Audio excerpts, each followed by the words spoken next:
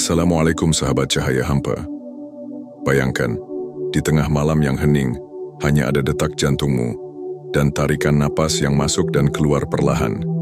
Tidak ada suara lain, tidak ada gerakan lain, hanya dirimu dan kehidupan yang berdenyut di dalam dada. Tapi, pernahkah kau bertanya siapa sebenarnya yang mengatur setiap tarikan dan hembusan itu? Mengapa napasmu tidak pernah berhenti bahkan saat kau tidur? Dan mungkinkah di balik napas yang biasa ini, tersembunyi pintu rahasia menuju kehadiran Allah yang selama ini tidak pernah kau sadari? Banyak orang mengira zikir hanyalah kata-kata yang diucapkan dengan lidah, diulang-ulang hingga hati menjadi tenang. Tetapi para arif billah, para pejalan sunyi yang menempuh jalan makrifat, mengajarkan sesuatu yang berbeda. Mereka percaya, napas bukan sekadar tanda kehidupan. Napas adalah tali penghubung antara jasad dan ruh. Setiap hembusan adalah kesempatan untuk dekat dengan Sang Pencipta, dan setiap tarikan adalah panggilan untuk kembali pada asalmu. Zikir nafas, sebuah amalan yang terdengar sederhana, namun menyimpan rahasia yang begitu dalam, hingga sebagian ulama memilih menyampaikannya hanya kepada murid-murid terpilih. Sebab, ketika dilakukan dengan kesadaran penuh, zikir ini tidak hanya menenangkan hati, tetapi juga mampu membakar hijab-hijab yang menutupi pandangan batin. Inilah amalan yang mengubah napas biasa menjadi napas yang hidup, napas yang mengingat, napas yang mengenal, napas yang kembali. Dalam video ini, kita akan menyelami apa yang jarang, bahkan hampir tak pernah, diajarkan tentang zikir nafas. Kita akan menelusuri jejaknya dari hikmah para sufi, membongkar makna yang tersembunyi di balik setiap tarikan dan hembusan, hingga mempelajari bagaimana amalan ini bisa membentuk kesadaran yang tak tergoyahkan. Namun, sebelum kita melangkah lebih jauh, izinkan aku mengingatkan satu hal, ilmu ini bukan sekadar pengetahuan. Ini adalah undangan. Undangan untuk masuk lebih dalam ke ruang hatimu, dan menemukan bahwa setiap napas yang kau hirup adalah pesan rahasia dari Allah. Sejarah zikir nafas tidak tertulis di buku-buku pelajaran umum, dan jarang sekali dibicarakan di mimbar-mimbar masjid. Ia lebih sering berbisik di ruang-ruang sunyi, berpindah dari guru kepada murid, seperti api lilin yang dijaga agar tidak padam. Akar ajarannya dapat kita telusuri jauh ke masa awal Islam, bahkan ke zaman Nabi Muhammad, ketika beliau bersabda, "Sesungguhnya dalam tubuh ada segumpal daging. Jika ia baik, maka baiklah seluruh tubuh. Dan jika ia rusak, maka rusaklah seluruh tubuh. Itulah hati." Bagi para sufi, hati inilah yang harus senantiasa hidup dalam zikir, dan napas menjadi kendaraannya. Riwayat-riwayat hikmah menyebutkan, sebagian sahabat Nabi mengamati bahwa Rasulullah sering mengucap nama Allah dengan lirih, bahkan seakan-akan mengikuti irama napasnya. Para ulama tasawuf kemudian mengajarkan bahwa zikir sejati bukan hanya diucapkan, tetapi dihembuskan bersama kehidupan itu sendiri. Berabad-abad kemudian ilmu ini menemukan bentuk sistematisnya dalam thariqah-thariqah sufi. Misalnya, di kalangan pengamal thariqah Naqsyabandiyah dikenal hosh dardam, kesadaran penuh dalam setiap tarikan dan hembusan napas, agar tidak ada satupun napas berlalu tanpa mengingat Allah. Dalam Thariqah Syadziliyah, ada pula pengajaran tentang sir an-nafas, rahasia nafas yang menghidupkan zikir batin.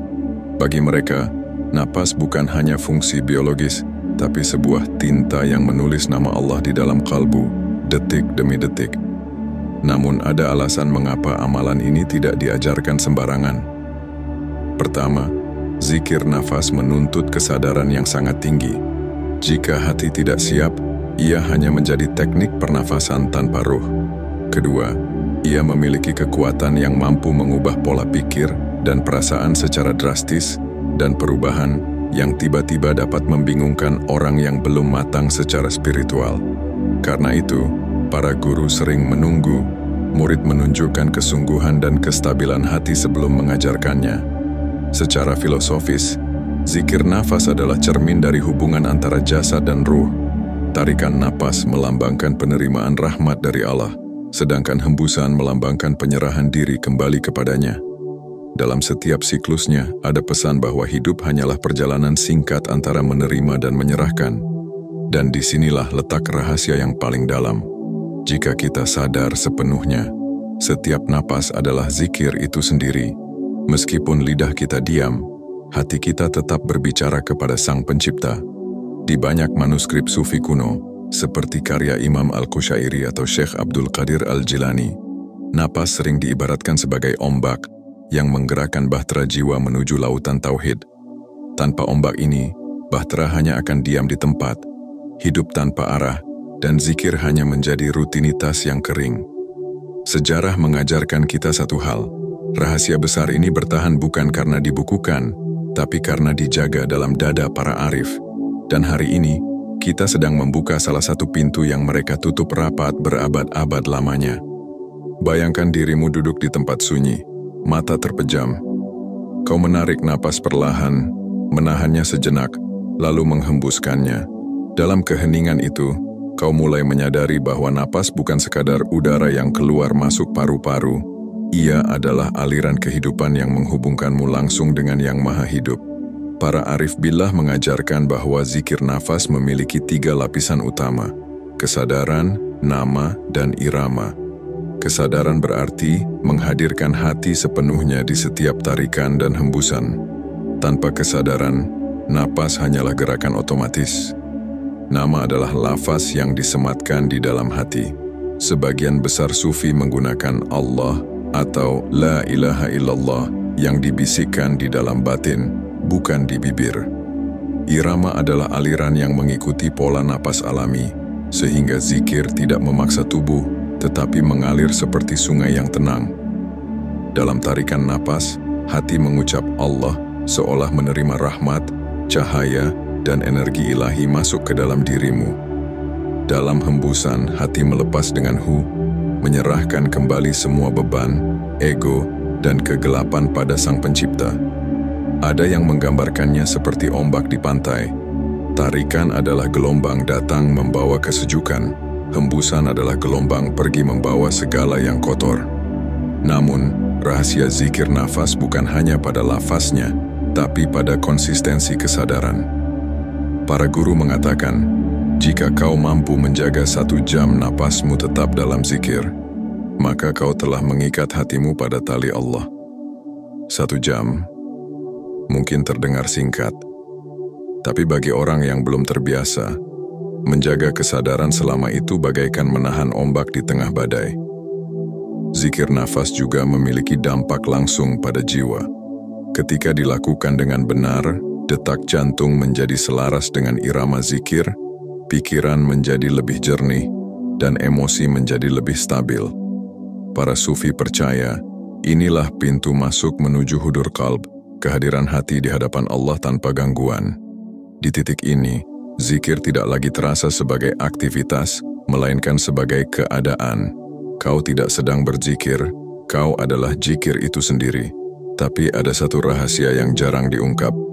Zikir nafas bisa menjadi jembatan menuju pengalaman batin yang sangat dalam, yang disebut syuhud, penyaksian. Ketika hati, napas, dan kesadaran bersatu dalam satu titik, semua batas antara dirimu dan Dia perlahan memudar. Dan saat itu terjadi, setiap tarikan napas menjadi rasa syukur. Setiap hembusan menjadi rasa rindu. Inilah mengapa para guru sufi berkata, orang yang kehilangan kesadaran pada napasnya telah kehilangan pintu menuju hatinya. Sebab napas adalah ketukan pintu yang tak pernah berhenti. Banyak orang mengira zikir nafas hanyalah teknik pernafasan dengan lafaz tertentu. Mereka memandangnya sekadar sebagai latihan relaksasi. Tarik napas, sebut nama Allah dalam hati, hembuskan, lalu ulang. Tapi di mata para arif billah, anggapan ini seperti melihat permata hanya dari cahayanya, tanpa pernah menyentuh intinya. Zikir nafas yang sejati tidak berhenti pada teknik. Ia adalah penyelarasan total antara tubuh, hati, dan ruh. Tarikan napas bukan hanya membawa oksigen, tapi membawa kesadaran akan aku berasal darinya. Hembusan napas bukan hanya membuang karbon dioksida, tapi membuang semua yang bukan dia dari dalam dirimu. Inilah makna terdalamnya. Setiap napas adalah perjanjian, tarik untuk menerima, hembus untuk menyerahkan. Para guru sufi juga mengingatkan, ada 3 kesalahan besar yang sering dilakukan orang saat mempelajari zikir nafas. 1. Hanya fokus pada lafaz, melupakan hati. Zikir tanpa kehadiran hati hanyalah gema tanpa jiwa. 2. Memaksa napas mengikuti pola tertentu tanpa kesiapan. Ini membuat tubuh tegang dan hati terpecah. Zikir sejati harus mengalir alami, seperti air di sungai. 3. Mencari pengalaman mistis terlalu cepat. Banyak yang ingin langsung merasakan karamah batin, padahal zikir nafas bukan tentang mengejar pengalaman, melainkan tentang melatih kehadiran. Dalam ajaran Tariqah Naqsyabandiyah, kesadaran napas ini disebut sebagai nafas yang terjaga. Bahkan ada ungkapan, siapa yang kehilangan satu napas dalam lalai, ia telah kehilangan mutiara yang tak ternilai.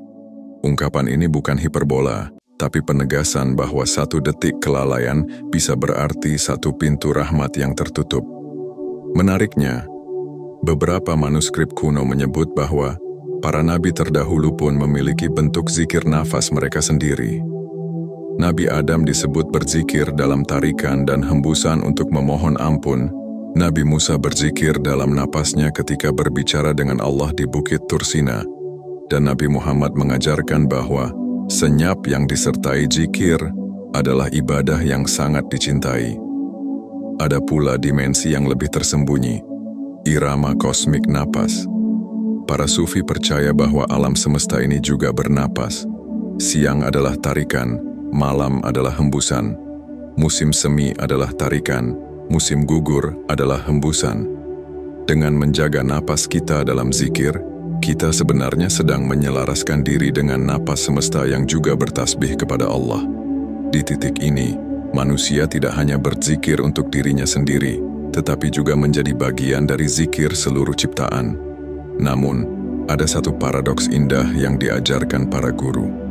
Ketika kau benar-benar mahir dalam zikir nafas, kau tidak lagi mengingat Allah, karena tak ada lagi jeda untuk melupakannya. Napasmu dan dia menjadi satu denyut yang sama. Dan ketika sampai di sana, zikir tidak lagi terasa seperti sesuatu yang kau lakukan, melainkan sesuatu yang kau jadi. Sebelum memulai, pahami satu hal penting.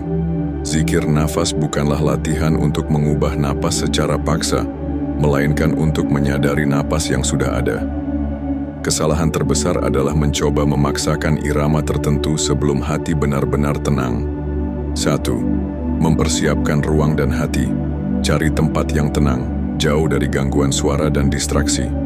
Duduklah dengan punggung tegak, tidak tegang, tapi juga tidak terlalu santai hingga mengantuk. Pejamkan mata dan biarkan tubuh merasakan keheningan.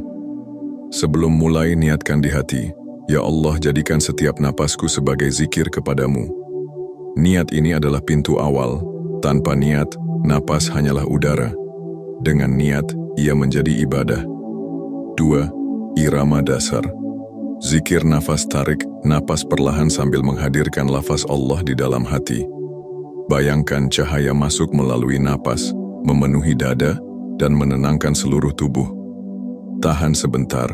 Cukup untuk merasakan kehadirannya di dalam dirimu. Hembuskan perlahan sambil menghadirkan lafaz hu dalam hati.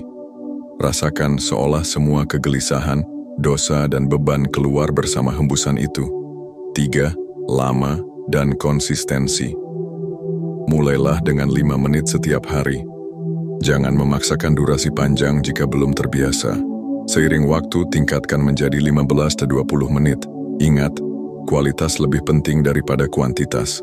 1 napas yang penuh kesadaran lebih berharga daripada 100 napas yang lalai. 4. Menghadapi gangguan pikiran. Akan ada saat pikiranmu melayang, memikirkan urusan dunia, rencana, atau kenangan. Jangan marah pada pikiran itu. Cukup sadari, lalu kembalikan fokus pada napas dan lafaz di hati. Para guru mengajarkan, setiap kali kau kembali, itu juga bagian dari zikir. 5. Integrasi ke kehidupan sehari-hari. Tujuan akhir zikir nafas bukan hanya saat duduk diam, tetapi juga saat berjalan, bekerja, atau berbicara. Latih dirimu untuk menyadari napas dalam berbagai aktivitas. Misalnya, sebelum menjawab pertanyaan, tarik napas sambil mengingat Allah, lalu berbicaralah. Ini membuat kata-katamu lebih tenang dan penuh hikmah. 6. Peringatan penting. Bagi sebagian orang, terutama yang memiliki gangguan pernapasan, jangan memaksa menahan napas terlalu lama. Zikir nafas bukan kompetisi fisik, melainkan latihan hati. Dan yang lebih penting, jangan gunakan amalan ini untuk mengejar pengalaman mistis atau fenomena gaib. Biarkan ia mengalir apa adanya. 7. Rasa yang akan muncul. Jika dilakukan dengan benar dan konsisten, akan muncul ketenangan yang berbeda dari relaksasi biasa. Ada rasa ditemani yang halus namun sangat nyata. Kadang tanpa sadar air mata bisa menetes saat hembusan napas membawa beban yang lama terpendam. Inilah tanda bahwa hati mulai bersih dan pintu rahmat mulai terbuka. Akhirnya ingat pesan para guru. Jangan biarkan satu napas pun berlalu tanpa mengingatnya, karena kau tak pernah tahu napas mana yang akan menjadi napas terakhirmu. Di sepanjang perjalanan ini, kita telah menyelami napas yang selama ini dianggap biasa, dan menemukan bahwa di baliknya tersimpan rahasia yang tak ternilai. Kita melihat bagaimana para sufi menjaga amalan ini seperti menjaga api suci, bagaimana sejarahnya berakar dari jejak para nabi, dan bagaimana setiap tarikan dan hembusan membawa pesan yang begitu pribadi dari Allah kepada hambanya. Zikir nafas bukanlah sekadar teknik, ia adalah pengingat bahwa kehidupan ini sendiri adalah zikir yang tak pernah berhenti. Bahkan ketika bibir diam, hati tetap berbicara. Ia mengajarkan kita bahwa rahmat selalu datang di setiap tarikan napas, dan penyerahan diri selalu menanti di setiap hembusan. Jika kau menyadarinya, kau akan mulai hidup dengan cara yang berbeda. Kau akan berjalan dengan hati yang tenang, berbicara dengan kata yang terjaga, dan menghadapi dunia dengan mata yang selalu melihat tanda-tandanya. Namun, semua ini kembali pada satu pilihan. Apakah kau akan membiarkan napasmu mengalir begitu saja tanpa kesadaran, atau kau akan menjadikannya jembatan untuk pulang? Setiap orang memiliki jumlah napas yang telah ditentukan, dan tak seorang pun tahu kapan napas terakhir itu akan tiba. Maka, mulai dari sekarang, jadikan setiap tarikan napas sebagai penerimaan rahmat, dan setiap hembusan sebagai penyerahan diri. Biarkan napasmu menjadi zikir yang tidak pernah putus, hingga suatu hari nanti saat napas terakhir itu tiba, ia pun menjadi salam pulangmu kepada Allah. Dan jika kau merasa video ini membuka pintu baru dalam hatimu, tinggalkan jejak di kolom komentar. Bagikan kepada yang kau cintai, dan jangan lupa untuk menekan tombol subscribe, agar kita bisa terus berjalan bersama di jalan cahaya ini. Karena, ingatlah, setiap napas adalah panggilan, dan hanya hati yang terjaga yang mampu mendengarnya.